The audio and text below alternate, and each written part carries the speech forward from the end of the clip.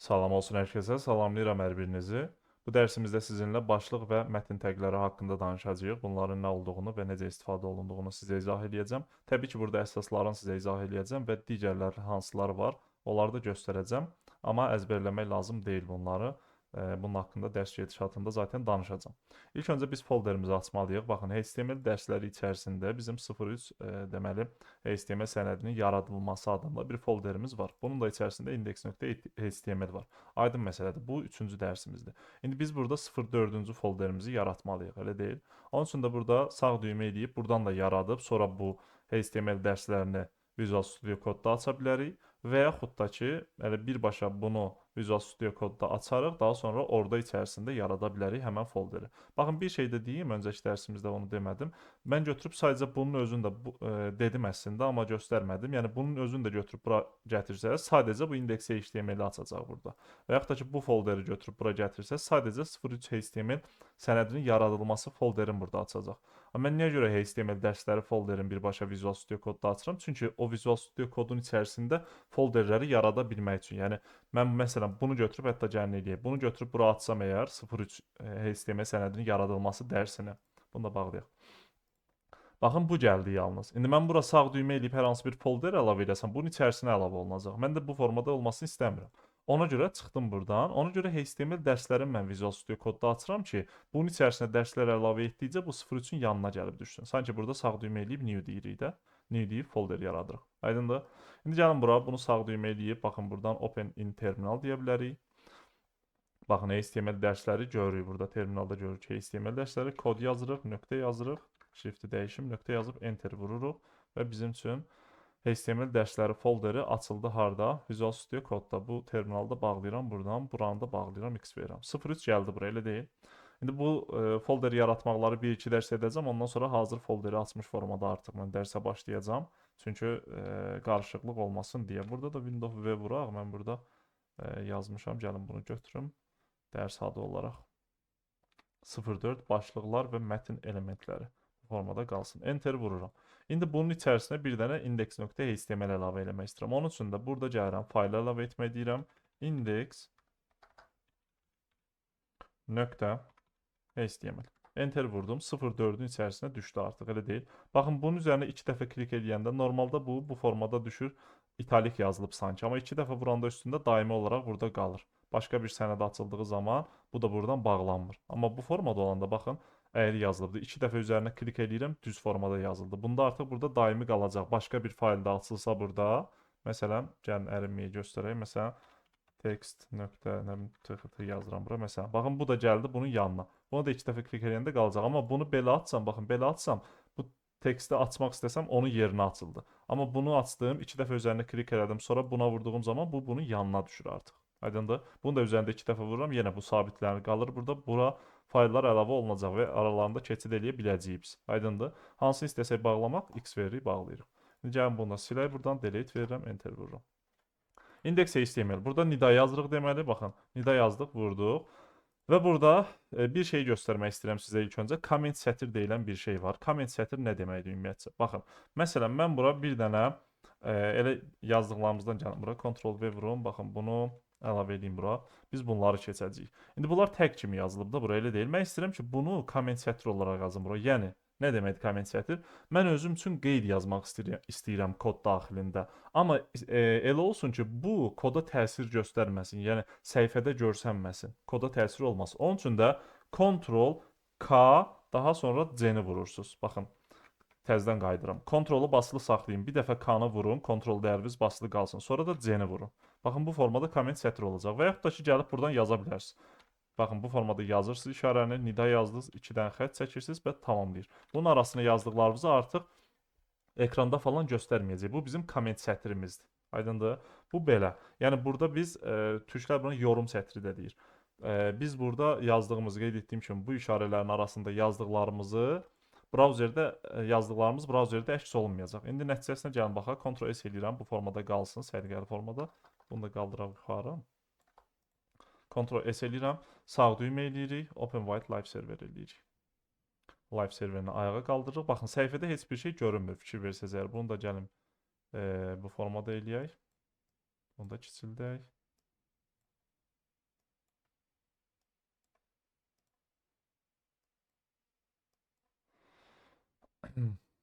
Bu dərslər biraz bilirəm, uzun keçə bilər. Bəziləriniz ola bilər bu məlumatları bilirsiniz, amma mən qeyd etdiyim kimi heç bir insanın bilmədiyini düşünərək dərsləri izah edirəm. Bir sonraki dərslərimizdə bu formada uzun-uzadı olmayacaq. Folderi açmaq və s. öncədən eləyəcəm mən.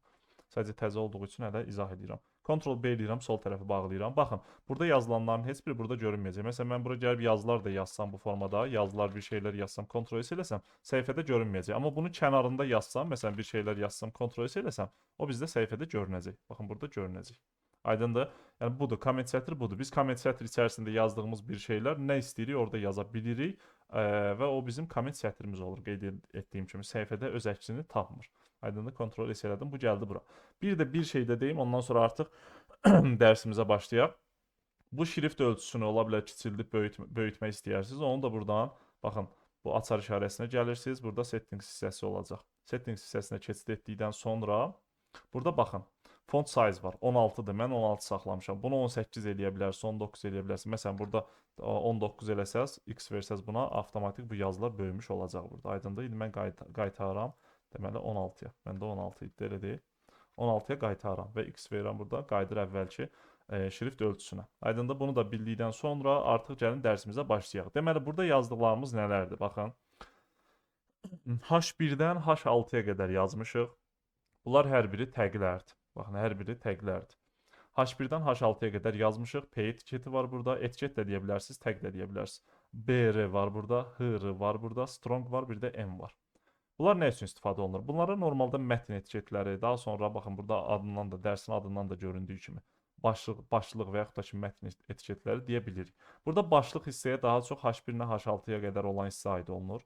O nə deməkdir? Yəni body hissəsində artıq biz kodlarımızı yaza bilirik də, HTML yaza bilirik. Gəlin yazaq, baxın. H1 deyirəm. H1 içərisində məsələn H1 element yazıram bura. Baxın bu formada. İndi düşürəm aşağıya, təzədən H2 yazıram. Bunun içərisində bu təbii ki, baxın bunun içərisində yazılan hissələr bizim istədiyimiz şeylərdir. Yəni bura istədiyimiz bir şeyi yaza bilirik biz. Amma bu etiketi təyin etməliyik ilk öncə biz. Etiket içərisində yazırıq, fikir verin. Burada yəni bizim normalda mətnlərimiz, ikonlarımız və s.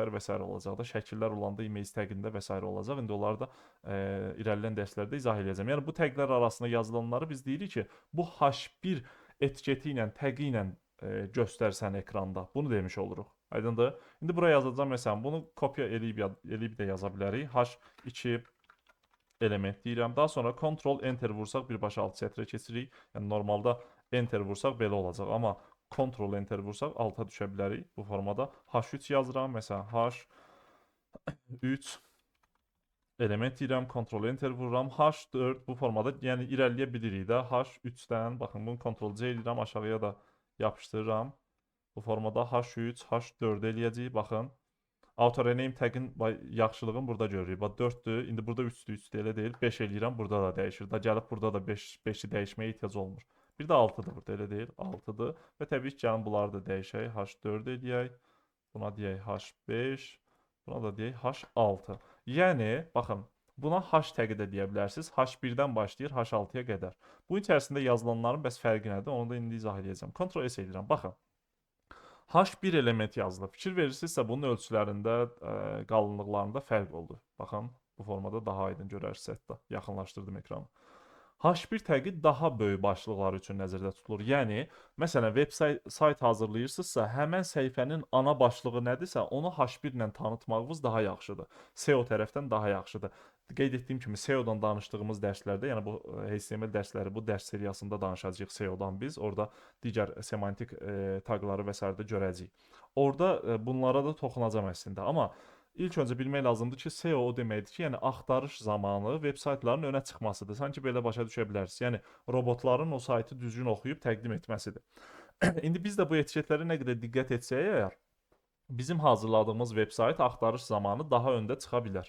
Aydındır, daha doğru məlumat təqdim edə bilər istifadəçiyə, axtaran şəxsə. Onun üçün də səhifəmizdə olan hissədə baxın, düşünün ki, belə səhifəmizi bölsək əgər bu formada.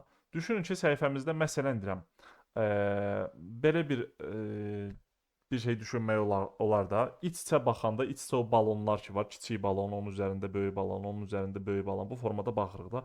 Orada nəticədə böyük balon nədir? O kiçik balonların hamısını öz əhatəsində saxlayır, elə deyil? Bir tərəfdən onların böyüsüdür deyə bilərik də, elə deyil. Burada da bu H1 içərisində yazılan mətn ki var, bu elə olmalıdır ki, səhifənin bütün əslində başlığını təyin etməlidir. Normalda necə məqalə və sair yazmırıq biz. Onlarda başlıq hissəsi olur, alt başlıq olur, ondan da alt başlıq olur və s. elə deyil. Bu da eyni qaydada. Yəni əsas başlığı H1 ilə yazırıq, daha sonra köməkçi başlığı H2 ilə yazırıq. Ondan da aşağı dərəcəli bir başlıq varsa H3 ilə, H4 ilə, H5, H6-ya qədər gedir bu. Aydındır? Bu hash təqlərindən burada bu formada istifadə edə bilərik. Praktikada da göstərəcəm təbii ki, istifadə eləyəcəyik. İrəliyən dərslərdə artıq biraz məlumat toplayaq, istifadə eləyəcəyik bunları. Yəni bilmək lazımdır ki, hash təqlərindən bilmək lazımdır ki, 1-dən 6-ya doğru artan sıra ilə gedir, amma burada tərsinədir. Yəni 1 sanki elə birinci yerdədir, daha böyükdür, daha mənalıdır demək olar. Aydındır? Bunu belə başa düşmək lazımdır. İndi bunlara baxın, seçirəm buradan Ctrl, K-nı vurdum, K-dan əlimi çəkdim, Ctrl basılı damat, C-ni vururam. Komment sətr eləyir bizim üçün. Və yaxud da ki, bunları seçib, yəni bunları götürüb buradan belə bir şey yazıb onun arasına da ata bilərsiniz. O da mümkündür. İndi bunu komment sətirdən çıxartmaq üçün isə Ctrl K-nı vurursunuz, Ctrl dəyəriniz basılı qalır, K-dan çəkirsiniz, U-nu vurursunuz, U hərfin. Aydındır? İndi Ctrl KC eləyirəm, bu formada qalır. Ola bilər sizdə qısa yollar fərqli olsun, amma normalda VS Code-un özündə belə olmalıdır mən biləm. İndi baxırıq nəyə? P etiketinə. Baxın P. Burada da yazırıq, fikir verin. P yazıram, tamamlayıcı gətirir mənim üçün. Enter vururam. Normalda tag burada açıldı, burada da bağlanmış oldu, elə deyil. Bu tagi tanıyırıq da, yəni bu formada yazılan tagləri tanıyırıq biz artıq. P tagi yazdıq. Burada da paragraf. Baxın adına fikir verin, paragraf. Yəni nə deməkdir? Burada da açıqlamasındadır. Baxın bunun üzərində dayananda burada açıqlama mətnləri gəlir. Bunları oxuyun, çalışın. Bilmirsinizsə buradan Ctrl-C eləyin, kopya eləyin, aparın tərcümə eləyin. Aydındır, tərcümə burada hər hansı bir yerdə tərcümə açın. Orada baxın. Aydındır, bu sizin ingilis dilinizin də təkmilləşməsinə gətirib çıxaracaq. Yəni paragraf nə deməkdir? Hər hansı bir açıqlayıcı mətn var, nəsə varsa, onları biz burada göstərə bilirik. Məsələn, mən sizə GitHub səhifəsində o kvadratlar göstərmişdim. Repository adları. Sadəcə ola bilər dedim ki, məlumatınız yoxdur repository haqqında. Dedim ki, kvadratlar içərisində. Orada fikir versə xırda yazılarının açıqlayıcı mətn göstərilmişdi. Onları məsələn P içərisində yazmaq olar. Nə bilim, hər hansı bir məqalənin paragraf hissəsi, açıqlama hissəsi necə olur, onu paragraf içərisində yazmaq olar. Məsələn, bir düşünün, bax təsəvvür eləyin, sizdən rica edirəm ki, təsəvvür eləyin. Belə bir kart var, düşünün, veb-saytda. Bunun bu yuxarı hissəsi, bu hissəsi, şəkil hissəsidir düşünün. Burada başlıq yazılıb, məsələn, H2 ilə, 3 ilə, H4 ilə nə ilənsə yazmaq olar da indi burada. Başlıq hissəsini, bu məhsulun adında, məsələn, burada telefon varsa, burada yazılır telefon nə bilim nədə, indi iPhone 47 Pro Max məsələn deyirəm. İndi burada isə aşağı hissədə onun açıqlaması olacaq, elə deyil? Həmin açıqlama hissəsini bu P ilə yazmaq olar. P etiketi içərisində bu açıqlama hissəsini yaza bilərik biz. Aydındır? Ondan aşağıda indi qiymət olacaq və s. olacaq. Onları da qeyd edəcəm. Nələrlə yazmaq olar, bunlara baxacağıq. Məsələn, bir də burada əgər bunun içərisində belə bu formada yazılar yazmaq istəmirsinizsə, məsələn, mən istəyirəm ki, bunun nəticəsini görüm də ekranda, elə deyil. Amma bura bu formada yazılar yazmaq istəmirəm də. İstəyirəm ki, bir cümlə formasında bir şey olsun. Onun üçün də loremdən istifadə etmək olar. Baxın, lorem yazıram. Məsələn, 3 yazdım bura. 3 sözlük mənə cümlə gətirir. Lorem ipsum dollar bu formada sözlər gətirir də. Məsələn, lorem 30 desəm 30 cümləlik. Baxın, Ctrl S eləyirəm. 30 cümləlik yox, daha doğrusu 30 sözlük mənə deməli mətn gətirmiş oldu. Aydındır, loremdən burada istifadə etmək olar. Bu da yaxşı yazma düşdü. Elə bundan istifadə eləyə gəlin. Baxın, lorem deyirəm, məsələn, 5 deyirəm. 5 sözdən ibarət cümlə gətirdi, yəni mətn gətirdi bizim üçün. P-nin içərisində yazanda bu formada görsəndi. Aydındır? Qeyd etdiyim kimi paragraf etiketidir bu da, tagıdır bu da və normalda qeyd etdiyim kimi bu yerlərdə istifadə olunur. Narahat olmayın, istifadə elədikcə görəcəksiniz. Ctrl-KC edirəm bunu, bu da qalsın burada. Daha sonra burada BR var. Baxın, BR var, bir də HR var. Bu formada elə yadınızda saxlayın sizdə. Bu nə üçündür? Məsələn, mən gəlib burada elə paragrafdan gəlin örnək vereyim. Paragraf lorem məsələn 3 cümlə sözlük bir mətn yazsın deyirəm. Bir dənə də P yazıram burada. Özüm nəsə yazım. Məsələn, kurs HTML kursları yazdım məsələn. Ctrl S edirəm. Baxın, alt-alta düşdü bunlar. Əslində burada heç bunu göstərməsəydi olardı. Bunlar blok element və s. olmasına görə dəyişir. Gəlin onda nə içərisində? H məsələn 1 içərisində göstərək bunları. H1 içərisində. Ctrl S edirəm. Burada da olmadı. Hə, biz eyni cümlənin içərisində göstərək də gəlin. Bu blok elementlərə və s. girməyək burada. Bizə ehtiyac yoxdur ona. hal-hazırda deməyə, çünki ora hələ tezdir sizin üçün. Amma izah eləyəcəm onları da, heç narahat olmayın. Yəni vaxtı çatanda izah eləyəcəm. Baxın, belə bir şey yazmışam. Lorem ipsum dollar bu formada cümlə yazılıbdı, elə deyil. Mən istəyirəm ki, bu lorem yuxarıda qalsın, ipsum dollar hissəsi isə düşsün aşağı. Onun üçün də burada BR etiketi yaza bilərik. Baxın, yazdım, etiket açılır və elə burada da bağlandı. Yəni açıldı, sanki burada da bağlandı. Xətt falan düşmədi. Aydındır? Bu nə edir? Sadəcə alt sətrə keçirdir. Baxın, alt sətrə keçirmiş oldu. Burada da bağlanmış oldu. Özü bağlanır burada. Baxın, slash düşdü bura və bu formada belə bağlandı. Belə olsa əgər tamamlayıcı özü gətirir də zaten bağlayır bizim üçün. Aydındır? BR sadəcə alt sətrə keçirmək üçün istifadə olunur. Məsələn, bir dənə də yazsam, BR yazsam, bir dənə də Ctrl S eləsəm, 2 dənə keçirilir alt sətrə. Aydındır? BR-nin də istifadəsi bu formadadır. Ctrl S eləyirəm. Daha sonra burada nə vardı biz? HR var. Ctrl KC eləyirəm, KC eləyirəm. Ctrl S eləyirəm. Gəlin elə bunu da P-dən də göstərmək olar, H-dan da göstərmək olar. Məsələn, P deyirəm, lorem, P etiketini yazdım, lorem 4 deyirəm, 4 sözlük cümlə versin mənə və bir dənə də P deyirəm, məsələn, lorem 2 deməli 2 sözlük cümlə versin. Bunlar düşdü alt-alta, elə deyil. Mən istəyirəm bunların arasında xətt olsun. O xətti də HR ilə atmaq olar. Ctrl S edirəm, baxın, xətt düşdü bura. Fikir verin. Səhifənin solundan sağına qədər xətt düşmüş oldu bu formada. İndi bunları baxın, əzbərləməyin ha. Yəni bunları yazmaqla siz də bunları yazın, məşq edin bu formada. Qoy əliniz öyrəşsin hələ ki, kod yazmağa əliniz öyrəşsin, aydındır? Yəni bu haşeri demək olar ki, haralarda istifadə edəcəksiniz. Bəlkə də istifadə edəcəksiniz, amma çox az. Zaten bu şeyləri CSS-lə və s. çox eləmək mümkündür, aydındır? İstifadə olunduğu yerlər var, təbii ki, mən sizə bunu deyim, amma CSS keçdiyimiz zaman bu HTML-in öz özəlliklərindənsə CSS-in özəlliklərindən istifadə edərək HTML elementlərinə təsir göstərməyi daha çox üstün tutacaqsınız. O da inşallah CSS dərslərində olacaq. Hal-hazırda yəni bunlar haqqında məlumatınız olsun. Yəni BR nə üçün istifadə olunur, HR nə üçün istifadə olunur, məlumat olsun. Əzbərləməyin ha, baxın. Qətiyyən oturub dəftərə və s. yazmayın ki, HR xətt çəkir, BR alt sətrə keçirir, P paraqraf etiketi, məsələn deyirəm. Bunu eləməyin. Aydındır? Eləsəz də siz necə eləyin? Əzbər üçün yox da, mənasını başa düşün. Nə eləsəm əlaqələndirərək onu başa düşməyə çalışın. Şeir kimi əzbərləməyin, aydındır? Yəni məsələn paraqrafdırsa, hə baş hərfi P-dirsə, deməli paraqrafdır. Burdan yadınızda saxlayın. Nə bilim H1 hissəsini o formada. Bu yəni H elementlərini, taqlarını bu formada. Yəni belə yadınızda saxlayın, aydındır? Yoxsa əzbər oturun bunu əzbərləyim, elə bir şey eləməyin. O sizə lazım olmayacaq. Ki nə qədər olduğunu da göstərəcəm sonda. Onların hamısını əzbərləmək zaten mümkün deyil. Bu belə.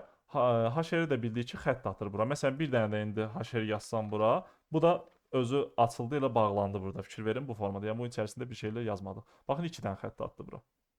Bu formada. Yəni bu HR-lərin arasında məsələn bir dənə P yazıb lorem 20 yaza bilərik. 20 yazıb enter vuraq, sonra Ctrl S eləyək. Baxın bu formada. Görürsüz, burada yuxarıdakı P-dir bu, daha sonra bu deməli HR-dir, daha sonra bu P-dir. Bu HR-lərin arasında, sonra bu HR-dir, daha sonra burada da P-dir. Hətta bunları belə də incələyə bilərsiniz. Baxın, gətirirəm bura, burada səhifədə sağ düymə eləyirik, inspect eləyirik bu formada və element hissəsinə keçid eləyin. Ola bilər burada gəlsin, sizdə burada gəlsin, element hissəsinə keçid eləyin. Bura keçin. Bunlar da ola bilər yuxarıda olsun. Baxın, belə yuxarıda olsun bu formada. Baxın, tutun buradan, çəkin aşağı. Çəkin aşağı, bu element hissəsi qalsın burada. Bunun hid hissəsinə baxanda bizim burada olan, HTML-də olan hid hissəsini göstərəcək.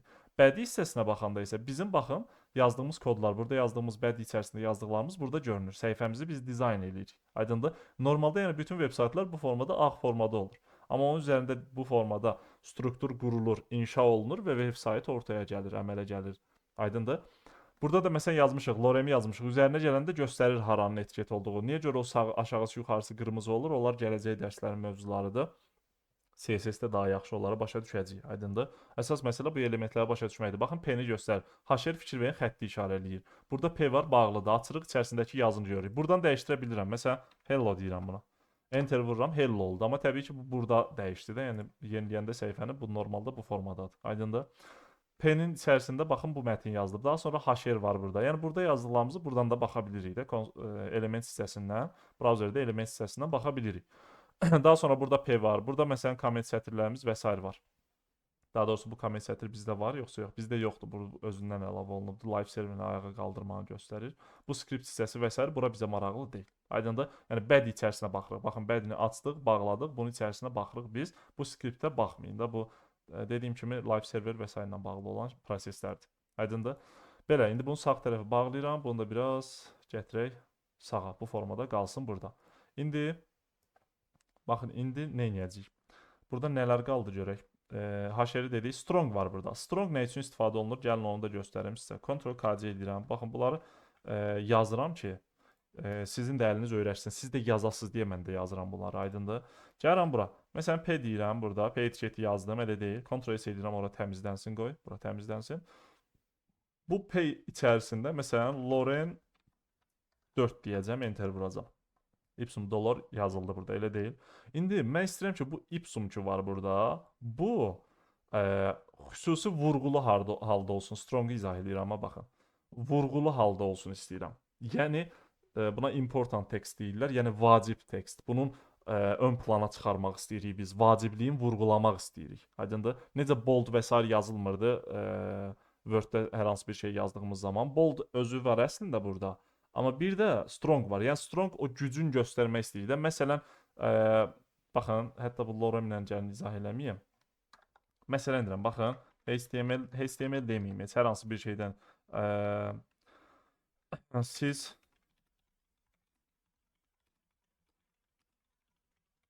baxın, belə bir cümlə var düşünün. Siz ödənişsiz telefon əldə edə bilərsiniz. Burada bizə lazımdır ödənişsizi məsələn daha ön plana çıxardaq, elə deyil. Onda bunu Ctrl X edirəm buradan. Bir dənə strong atıram burada. Strong açdım. Bunun içərisinə yapışdırıram bunu, ödənişsiz. Baxın, Ctrl S edirəm, ödənişsiz daha qalın düşdü burada. Bu SEO tərəfdən də göstərir ki, bu vurğulanır. Semantik dərsində bu vurğulanmasını göstərir. Yəni ön plana çıxmağını istəyirik. Aydındır? Baxın, ön plana çıxmağını istəyirik. Amma bir də var. Bunu biraz da sağa çəkək biz. Bir də var burada, baxın, M yazılıbdır. Bu M isə italik yazacaq. Yəni sadəcə fərqləndirəcək. Aydındır? Strong gücünü göstərir. Yəni demək istəyirik ki, məsələn, bu cümlədə bu sözü vurğulandıraq, daha ön plana çıxardaq, daha güclü göstərək. Bir də var ki, fərqləndirək. Sadəcə istifadəçi bunun fərqinə varsın. Onun üçün də M-dən istifadə edəcəyik. Məsələn, P yazıram bura. Lorem yazıram, 3 yazıram. İstəyirəm ki, ipsumu fərqləndirim buradan. Bunu buradan kəsərəm bu formada. M etiketini açıram və bunun içərisinə ipsum yazıram. İndi hər hansı bir şey yazmaq olar. Ctrl S edirəm. Baxın, normalda ipsum yazılanda bu formada düşmür. Bunlarla eyni formada düşəcəkdir. Amma burada ipsum fikir versəz əgər, nədir? İtalik formada yazıldı. Aydındır? Bu da belə. Yəni bu da fərqləndirmək üçün istifadə olunur, amma strong gücünü göstərmək üçün istifadə olunur. Müxtəlif yerlərdə istifadə olunacaq. Qeyd etdiyim kimi bunları əzbərləməyin. Sadəcə hələ ki istifadəsini bilək, istifadə etməyi bacaraq. Bu belə. İndi baxın, burada title hissəsində dəyişsəz bura dəyişəcək də. Məsələn, burada da yazmaq olar ki text.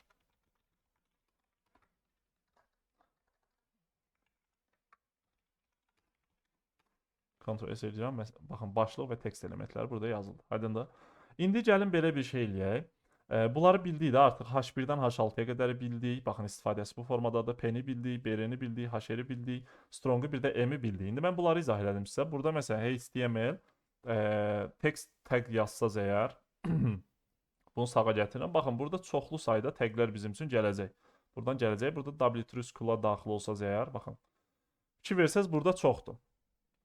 Baxın, B var bold etmək üçün, strong var important textdir, bunu keçdik. İtalik var. Bu italik eləyir. Bu əslində fərqləndirmə eləyir. İtalikə bənzədir, amma fərqləndirmə eləyir. M. Aydındır? Bunu bilmək lazımdır. Mark var burada. Mark səhv eləmirəmsə üstündən xətt çəkirdi. Səhv eləmirəmsə gəlin yoxlayaq da bizdən nə gedir. Baxın, məsələn yazıram burada. Hər hansı bir yerdə yazmaq olar. Sadəcə özüm sıralı yazıram. Mark yazıram. Məsələn dollar. Ctrl S eləyirəm. Aha, bu formada marker eləyir də. Buradan yadımızda saxlamaq lazımdır. Markerlə necə biz yazıları etdiyimiz zaman arxa fonunu sanki rəyləyirik, odur. Bu da onu eləyir. Daha sonra small var, kiçik yazmaq üçün nəzərdə tutulur. Del var burada, inserted var burada, subscribe var burada, superscript var burada. Yəni fərqli çoxlu bu taglər var, aydındır. Bunların da mənasını başa düşmək üçün bu formada seçsəz əgər, bu zaten tərcümə proqramı sizin üçün gətirəcək silinmiş mətn. Bu del səhv eləmirəmsə üstündən xətt çəkirdi. Gəlin yoxlayaq bunu. Dollar yazaq buna da, Ctrl S eləyək. Qaydaq səhifəmizə. Baxın, üzərindən xətt çəkir. Aydındır, yəni bunları əzbərləməyə ehtiyac yoxdur. Fikir verirsinizsə, mən neçə illərdir bunları istifadə edirəm, amma əzbərləməmişəm. Baxıram, mən biraz o tərəfin bu tərəfini düzəldib istifadə edirik zaten. Aydındır? Bunu siz də belə etməlisiniz. Əsas məsələ, məsələn, daha çox fikrimizi verməli olduğumuz yerlər proqramlaşdırmada qeyd eləyəcəm haralardır. yəni daha çox proqramlaşdırma dilləri də, alqoritm tərəfləri də və s. də o tərəflərdə. Bunlar sadəcə hazır bir şeylərdir. İstifadəsini bacarmalıyıq biz. Aydındır? Onun üçün də əzbərləmək yox, sadəcə araşdırmaq üçün yeri bilmək lazımdır. Zaten proqramçının əlində hər zaman internet olur. Kompüterdə olur. Elə deyil, iş görürsə kompüterdə olur. Sadəcə məsələn W3 daxil ola bilərsiniz. Burada Mozilla var, digərləri çoxdur. Yəni vəsaitlər həddindən artıq çoxdur. Aydındır? Yazırsınız, ChatGPT var, süni intellekt alətləri var. Soruşursunuz ki, məsələn, mən bunu yazmaq istəyirəm, hansı tag içərisində yazım? Sizə rahatlıqla deyəcək. Bu o demək deyil, onda mən HTML öyrənməyim, elə hamısını yazanda digər yerlərdən soruşum. Yox, elə deyil. Məlumatınız olmalıdır. Prosesi qurmağı bacarmalısınız. Hə, nəyi necə yazım tərəfində biraz problemləriniz olsa, onları düzəldib yola davam edəcəksiniz. Aydındır? Bir var uşaq tamamilə yeriyə bilməsin. Birdən desinlər ki, dur yeri. Bir də var ki, müəyyən qədər yerisin, amma sağdan soldan belə köməklik eləyir də, aşanda məsələn tuturuq qolundan və s. də aşmasın deyə. Bu da eyni məsələdir, aydındır. Ona görə də çalışın ki, bu qeyd etdiklərimi öyrənin. Öyrən deyiləndə yəni əzbərləməyin də, praktik eləyin, aydındır və bilin nə üçün istifadə olunur, mənasını başa düşün, yadınızda saxlayın və hardan da araşdırmaq lazımdır. Təbii ki, bunları bilin, aydındır bu formada. Çətinlik yaşasaz dediyim kimi, mən tədrisdə süni intellektdən istifadə eləməyəcəm fikrinizi yayındırmaq üçün, yayındırmamaq üçün daha doğrusu. Amma siz süni intellektdən istifadə edə bilərsiniz öyrənmə məqsədi ilə. Öz praktikalarınızı, layihələrinizi yazdırmaq məqsədi ilə yox, öyrənmə məqsədi ilə. Ola bilər gələcəkdə işlədiyiniz zaman, məsələn, hər hansı bir layihəni götürmüsünüz, fərdi işləyirsiniz və s. indi icazə var süni intellektdə onu ötürməyə. Hə, orada süni intellektdən çox köməkləşə bilərsiniz. Amma öyrənmə müddətində öyrənmək üçün bəli, süni intellektdən istifadə edin, amma qətiyyən tapşırıqları və s. yazdırmaq üçün sadəcə istifadə eləməyin. Çünki siz burada nə universitetdə deyilsiniz, nə məktəbdə deyilsiniz, nə kollecdə deyilsiniz. Burada siz özünüz bir yola çıxmısınız, bir şeylər öyrənmək istəyirsiniz və gəlmisiniz bu videoları izləyirsiniz, elə deyil? Onun üçün də burada əzbərçilik, hər hansı bir sizə qiymət yazılmır burada, bir şey eləmir ki, qiymətə görə oxuyasınız və s. Heç mən universitet vaxtı da, məktəb vaxtı da qiymətə görə oxumamışam açığı, öyrənmək üçün oxumuşam. Və belə də olmaq lazımdır. Nəysə, mövzudan yayınmayaq, amma dediyim kimi öyrənmək üçün süni intellektdən və s. istifadə edə bilərsiniz. Amma öyrənmək üçün, sizdən rica edirəm öyrənmək üçün, yoxsa sonda nəticəniz yaxşı olmaya bilər. Əgər məsələn mən sizə tapşırıq verəcəm ki, belə bir şeylər yazın. Hə, siz gedib süni intellektdə mənim tapşırıq yazdığım mətni göndərəcəksiniz. O da sadəcə hazır teksti verəcək və salam. Siz də rahat olacaqsınız ki, mən yazdım. Onu siz yazmamısınız, onu süni intellekt yazıb. Mən yoxlaya bilməsəm belə, siz özünüz bilməlisiniz ki, onu siz yazmamısınız. Aydındır? Belə, nəysə çox danışdım bu dərsdə də. İlk dərslər olduğu üçün çalışıram ki, çox tövsiyələr verim. Növbət dərslərimiz daha qısa olacaq. Bu etiketləri, bu təqləri araşdırın, çalışın və praktikalar eləyin. Məsələn, özünüz üçün bir məlumat hazırlayın. Öz oxuduğunuz məktəb, universiteti yazın burada. Altından müəyyən açıqlama sətri yazın. Məsələn, niyə görə ora daxil olmusunuz? Proqramlaşdırma haqqında məqalə yazmağa çalışın. Bu qeyd etdiyim etiketlərlə, aydındır ki, praktik olsun sizdə. Və yaxud da ki, baxın, bunu kopya eləyin, göndərin süni intellekt alətinə, hər hansı birinə, ChatGPT və s. digərlərinə. Deyin ki, bu etiketlərdən istifadə edərək mən praktika etmək istəyirəm, özümü yoxlamaq istəyirəm. Praktika eləmək. Yəni bunları yazaraq əlim öyrəşsin istəyirəm bunlara. Səncə nə kimi praktikalar eləyim? Onlar sizə o deyəcək sizə. Məsələn, deyə bilər ki, hər hansı bir məqalə hazırlayın və s. hazırlayın. Sonra ona da göndərə bilərsiniz yoxlamaq üçün, mənə də göndərə bilərsiniz yoxlamaq üçün. Heç bir fərqi yoxdur. Əsas odur ki, istifadə edin. İndi bir sonraki dərsdə fərqli mövzu ilə davam etmiş olacağıq. Növbəti dərsdə görüşək.